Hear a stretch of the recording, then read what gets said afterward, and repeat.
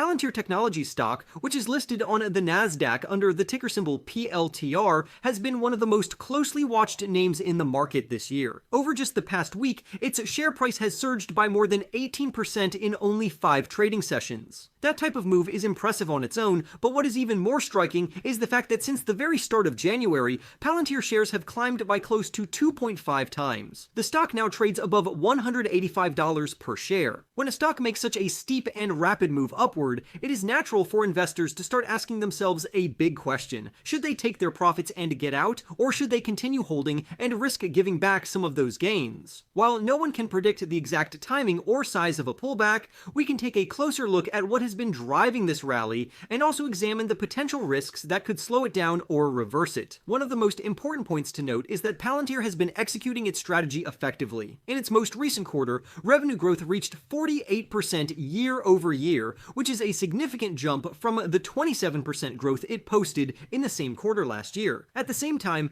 the company's adjusted operating margin rose from 37% to 48%. This combination of faster revenue growth and rising profitability is exactly the kind of performance that tends to excite investors. It shows that the company is not only selling more, but also keeping a larger portion of each dollar as profit. This positive trend, combined with Palantir's association with the booming artificial intelligence industry, has created a powerful story for the market to latch onto. The recent global enthusiasm for generative artificial intelligence has been a major tailwind for companies in the sector, and Palantir has positioned itself very well to benefit. It has become a go-to supplier for both government agencies and large corporations that want to integrate artificial intelligence into their operations on a large scale. In particular, Palantir's work with the United States government has been exceptional. In the most recent quarter, the revenue from this segment rose by 53% to $426 million. This performance has been helped by the current post-election environment where defense and intelligence budgets remain strong under the new Trump administration. Palantir also delivered Q2 results that exceeded Wall Street expectations. It posted revenue of over $1 billion for the quarter and raised its full-year outlook to between $4.14 billion and $4.15 billion. This is a meaningful increase from its earlier guidance range of $3.89 billion to $3.90 billion.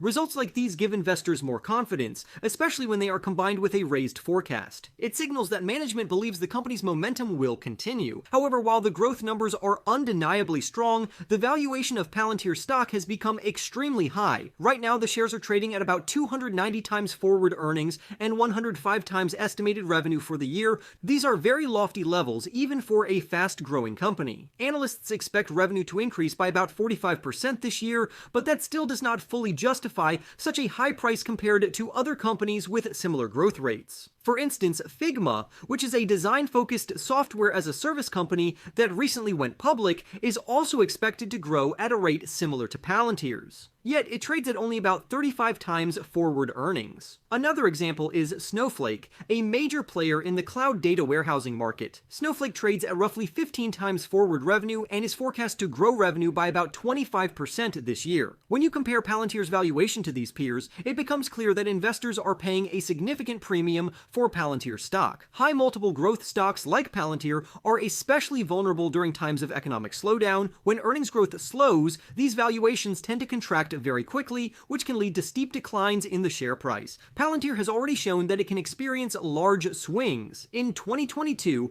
the stock fell more than 70% in value, dropping from $18.53 in January to just $6 by December. During the same period, the S&P 500 index fell by about 25%. This shows that Palantir is not immune to major downturns, and that volatility is part of how the stock trades. Another thing to consider is the current broader market environment. Technology indices are trading at record highs, and much of that strength has been driven by enthusiasm around artificial intelligence. However, there are still important macroeconomic risks. Inflation remains stubbornly high, recent job market data has shown signs of weakness, and there are still significant import tariffs on major trade partners. Any one of these factors could act as a drag on economic economic growth, and if growth slows, highly valued stocks like Palantir could see their prices drop quickly. One risk that is specific to Palantir is its heavy reliance on government contracts. The Trump administration is working to ease tensions around the world, including efforts to mediate between Ukraine and Russia and to address the conflict between Israel and Palestine. If these diplomatic efforts succeed in reducing global tensions, the demand for Palantir's software